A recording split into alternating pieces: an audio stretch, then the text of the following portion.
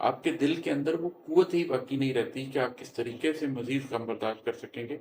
وہ last round the camels back والی situation ہوتی ہے کہ اگرچہ اس آخری تنکے سے، اونٹ کی کمر پر اس تنکے کے وزن سے اس نے نہیں گرنا، لیکن اس میں پہلے اتنا وزن ڈال دیا گیا ہے کہ اب مزید ایک تنکے سے بھی وہ اونٹ نیچے گر سکتا۔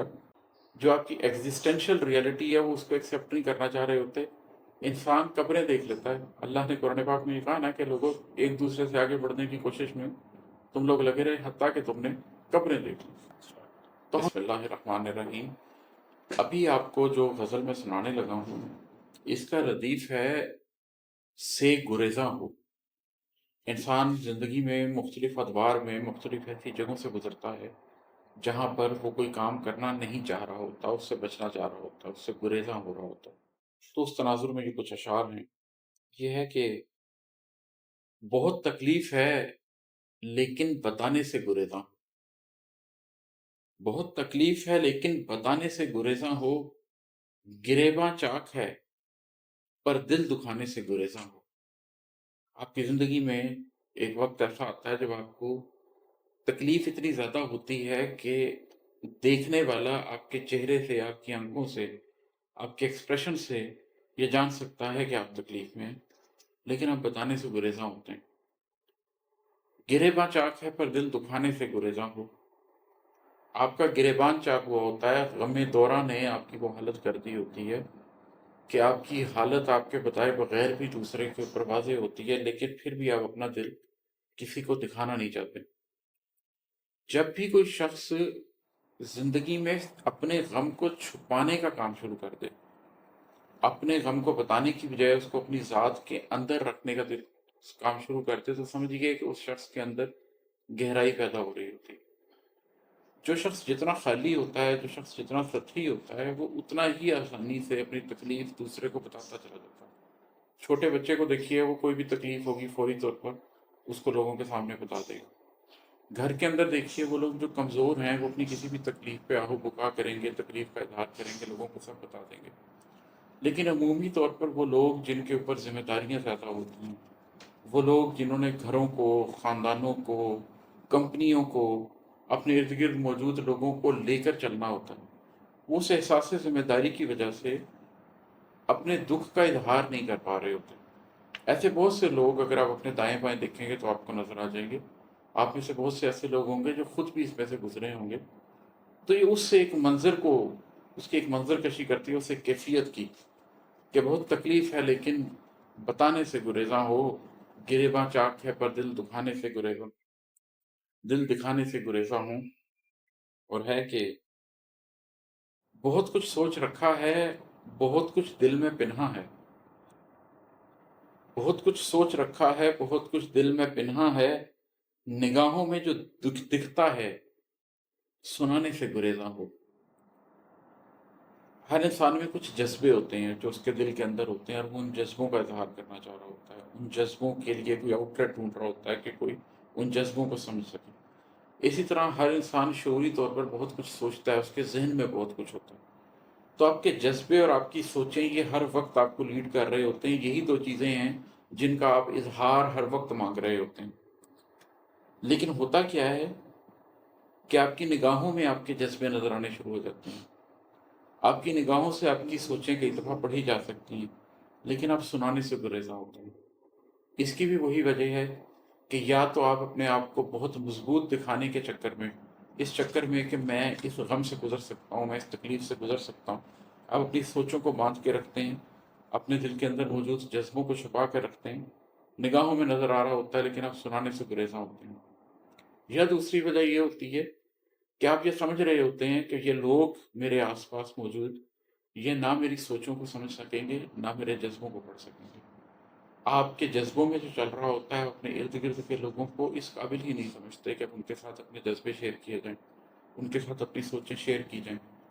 تو وہ جو ہجرت آپ نے بھی فزیکلی نہیں کی ہوتی، لیکن آپ کا دل و دماغ ہجرت کر چکا ہوتا ہے کچھ لوگوں سے، کچھ سچویشن سے، کچھ واقعات سے، اس میں پھر یہ کیفیت پیدا ہوتی ہے کہ بہت کچھ سوچ رکھا ہے، بہت کچھ دل میں پنہاں ہے، نگاہوں میں جو دکھتا ہے سنانے سے گریزاں ہو۔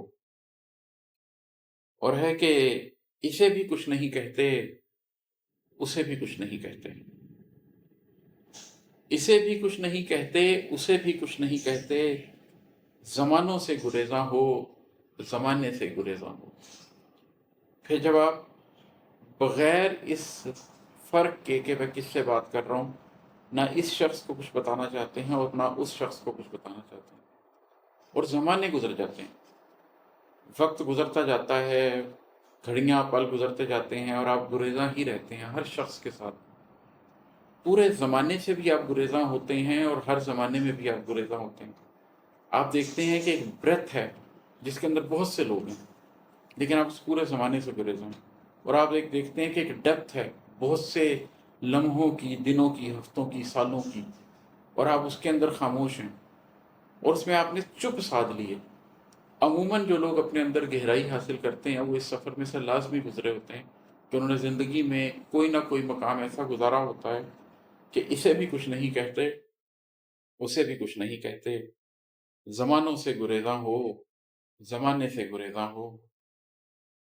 اور ہے کہ کہو پہلی سی وہ قوت نہیں باقی رہی دل میں، کہو پہلی سی وہ قوت نہیں باقی رہی دل میں، کہو اس عمر میں اب غم کمانے سے گریزاں ہو۔ نوجوانی میں آدمی بہت سے ایڈونچر کرتا ہے، ذہنی اور جذباتی طور پر، وہ غموں سے گزرنے کے لیے تیار ہوتا ہے۔ کچھ اس کی وجہ یہ ہوتی ہے کہ اس کی سلیٹ ابھی خالی ہوتی ہے، ابھی اس پہ وہ سارے غم آئے نہیں ہوتے، اس لیے وہ کسی حد تک نادان ہوتا ہے، اس کو اندازہ نہیں ہوتا کہ وہ جس غم میں کودنے لگا ہے وہ زندگی بھر اس کو کتنی تکلیف دے۔ اور کچھ یہ کہ ابھی آپ جوان ہوتے ہیں، آپ کی امنگیں جوان ہوتی ہیں، آپ کے اندر حوصلہ ہوتا ہے، غم سہنے کی ایک صلاحیت بھی ہوتی ہے۔ لیکن جب وقت گزر جاتا ہے، جب آپ زندگی کے 15، 20، 25، 30 سال ایسے گزار دیتے ہیں جس میں آپ غموں کے تھپیڑوں سے گزرتے ہیں، تو پھر آپ کبھی کبھی اپنے آپ سے جو سوال پوچھتے ہیں کہ کہو پہلی سی وہ قوت نہیں باقی رہی دل میں، آپ کے دل کے اندر وہ قوت ہی باقی نہیں رہتی کہ آپ کس طریقے سے مزید غم برداشت کر سکیں گے۔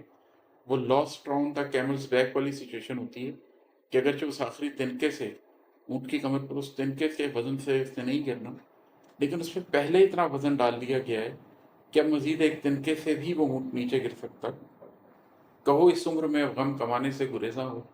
تو پھر زندگی کا ایک ایسا موڑ آتا ہے، زندگی کا ایک ایسا وقت آتا ہے جب آپ کہتے ہو کہ اب میں زندگی کے اس موڑ پر مزید غم نہیں کما سکتا، اور آپ کی زندگی میں ایک ٹھہراؤ ہو جاتا ہے، آپ وہ ایڈونچرزم چھوڑ دیتے ہیں، اور پھر آپ نئے غم نہیں پالتے، ہاں پرانے غم لے کر ان کو نبھانا آپ خوب جانتے ہیں، اور پھر ان کو آپ نبھاتے ہیں۔ اور ہے کہ اگرچہ جانتے ہو میرے منزل صرف تم خود ہو، اگرچہ جانتے ہو میرے منزل صرف تم خود ہو، مگر یہ بوجھ کاندھے پر اٹھانے سے گریزاں ہو۔ میری زندگی میں ایک ایسا موڑ آیا جب مجھے یہ بات سمجھ آنی شروع ہو گئی کہ زندگی میں جس راستے کا انتخاب میں نے کیا اس راستے کے اوپر میرے منزل صرف میں ہی ہوں۔ وہ لوگ جن کو میں سمجھتا تھا کہ وہ رہنما بنیں گے اور لیڈ کریں گے، معلوم ہوا کہ وہ تو راہزن تھے، وہ رہنمائی نہیں کریں گے۔ وہ لوگ جن کو میں سمجھتا تھا کہ وہ ہم سفر ہیں اور ساتھ چلیں گے، معلوم ہوا کہ وہ تو سفر کی صعوبتوں سے تھک گئے ہیں اور کسی نہ کسی موڑ پر وہ چھٹتے چلے گئے ہیں، لوگ آپ کے ساتھ نہیں ہیں۔ اور پھر یہ معلوم ہوا کہ اس راستے کے اوپر یا تو میں چلوں گا یا وہ چلے گا جو میرے پیچھے چلے گا، میرے منزل مجھے ہی بننا پڑے گا۔ مگر اس کے باوجود ایک وقت گزرتا ہے، دن، ہفتے، مہینے گزرتے ہیں، کچھ سال گزرتے ہیں، جس میں آپ ریلکٹنٹ ہوتے ہیں۔ آپ جانتے ہوتے ہیں کہ زندگی نے آپ کو ایک مقصد کے لیے چن لیا ہے، لیکن آپ اتنی بڑی ذمہ داری ادا نہیں کرنا چاہ رہے ہوتے، آپ کچھ وقت اپنے آپ سے لڑتے رہتے ہیں اور اپنی ذمہ داری سے بھاگتے رہتے ہیں، کیونکہ بالآخر آپ کو اٹھانی پڑتی ہے۔ میری ایک نظم آگ میں ہاتھ ڈال بیٹھا تھا، وہ اسی موضوع کے اوپر ہے کہ بالآخر آپ کو آگ میں ہاتھ ڈالنا ہی پڑتا ہے۔ آپ جتنی دیر مرضی اپنے آپ کو یہ بچاتے رہیں کہ میں نے یہ نہیں کرنا، آپ کو اپنی ڈیسٹنی کو پکڑنا ہی پڑتا ہے۔ مگر اس سے پہلے بہرحال ایک کیفیت آتی ہے، اگرچہ جانتے ہو میرے منزل صرف تم خود ہو، مگر یہ بوجھ کاندھے پر اٹھانے سے گریزاں ہو۔ ابھی بھی چاندنی راتوں میں چھت پر کیوں ٹہلتے ہو، ابھی بھی چاندنی راتوں میں چھت پر کیوں ٹہلتے ہو، یقیناً آج تک اس کو بھلانے سے گریزاں ہو۔ زندگی میں کچھ لمحے، کچھ لوگ جب گزر جاتے ہیں، آپ کو قرار بھی آ جاتا ہے، صبر بھی آ جاتا ہے، اور آپ اپنے دن اس طرح گزارنے شروع کر دیتے ہیں جیسے ایک عام آدمی اپنے دنوں کو گزار رہا ہوتا ہے۔ لیکن راتیں آپ کی اپنی راتیں، تنہا راتیں، چادری راتیں، اس کے اندر آپ اپنی ذات کو اپنے سامنے کھول دیتے ہیں۔ اس میں پھر اس طرح کی کیفیت، آپ جتنے مرضی نظریاتی انسان ہوں، آپ جتنے مرضی پریکٹیکل آدمی ہوں، آپ کی ذات کبھی کبھی ماضی کے وہ دریچے کھولتی ہے اور آپ ان لمحات سے گزرتے ہیں۔ ابھی بھی چاندنی راتوں میں چھت پر کیوں ٹہلتے ہو؟ یقیناً آج تک اس کو بھلانے سے گریزاں ہو۔ اور ہے کہ غم دوراں کی چھینٹوں میں لتڑ بیٹھے ہو اور اب بھی، غم دوراں کی چھینٹوں میں لتڑ بیٹھے ہو اور اب بھی غم ہستی کی موجوں میں نہانے سے گریزاں ہوں۔ میں اپنے ارد گرد بہت لوگوں کو دیکھتا ہوں کہ غم دورہ نے ان کی کمر توڑ دی۔ فکر معاش نے اور فکر سماج نے، ان دو چیزوں نے ان کی زندگی کو ختم کر کے رکھ دیا، اور وہ جانتے ہیں کہ یہ وقت آہستہ آہستہ ان کو کھاتا جا رہا ہے، ان کے بالوں میں چاندی آتی جا رہی ہے، ان کے گواہ اتنے مضبوط نہیں رہے، ان کے حواسوں میں وہ طاقت نہیں موجود رہی۔ غم دورہ کی چھینٹوں میں لتھڑ چکے ہوتے ہیں وہ لوگ، لیکن غم ہستی کی موجوں میں نہانے سے گریزاں رہتے ہیں۔ جو آپ کی ایگزسٹینشل ریئلٹی ہے وہ اس کو ایکسیپٹ نہیں کرنا چاہ رہے ہوتے۔ انسان قبریں دیکھ لیتا ہے۔ اللہ نے قرآن پاک میں یہ کہا نا کہ لوگوں ایک دوسرے سے آگے بڑھنے کی کوشش میں تم لوگ لگے رہے حتیٰ کہ تم نے قبریں دیکھ لی۔ تو ہم انسانوں کے ساتھ بھی وہی ہوتا ہے، غم ہستی کو امبریس نہیں کرتے۔ جب غم دورہ سے دیکھیں کہ آپ کی زندگی برباد ہو رہی ہے تو پھر ایک وقت آنا چاہیے کہ آپ غم ہستی کو امبریس کریں، اپنی زندگی کے اس ایگزسٹینشل غم کو امبریس کریں جس کے اوپر آپ کی آخرت کا دار و مدار ہے۔ اور مکتا ہے کہ عماد احمد بھری محفل میں تنہا کیوں کھڑے ہو تم؟ عماد احمد بھری محفل میں تنہا کیوں کھڑے ہو تم؟ بہانہ بات کا ہے، تم بہانے سے گریزاں ہو۔ کبھی ایسا بھی ہوتا ہے کہ ایک بھری محفل ہوتی ہے اور اس محفل میں ایک بہانہ بن گیا ہوتا ہے کہ آپ لوگوں سے بات کریں، کیونکہ محفل ہے، طرح طرح کے لوگ ہیں، مکمل بہانہ موجود ہے کہ آپ اس سے بات کریں یا اس سے بات کریں، لیکن آپ اپنے کسی ایسے غم میں، اپنی کسی ایسی جوگ میں ہوتے ہیں کہ آپ جب کہ بات کرنے کا بہانہ بنا ہوا ہے وہاں پر بھی بہانہ بنا کر بات نہیں کر رہے ہوتے۔ دنیا آپ کے لیے معنی ہی نہیں رکھ رہی ہوتی، آپ دنیا سے گفتگو کرنا ہی نہیں چاہ رہے ہوتے، آپ اپنی ذات سے گفتگو میں اتنے محو ہوتے ہیں، ایک ایسے رستے کا انتخاب کر چکے ہوتے ہیں کہ محفل میں بھی تنہائی ہی ہوتی ہے۔ پھر محفل اور تنہائی آپ کے لیے ایک برابر ہو جاتے ہیں، تنہائی میں بھی آپ تنہا ہوتے ہیں اور محفل میں بھی آپ تنہا ہوتے ہیں۔ اور یہ میں کسی تکلیف کے یا کسی نیگیٹو معنی میں بیان نہیں کر رہا، یہ موقع جب تک آپ نہیں پاتے کہ محفل میں تنہائی محسوس کر سکیں تب تک آپ اپنی ذات کو اندر سے سمجھ ہی نہیں پاتے۔ یہ اپنی ذات کو اندر سے سمجھنے کے سفر کا ایک سنگ میل ہے۔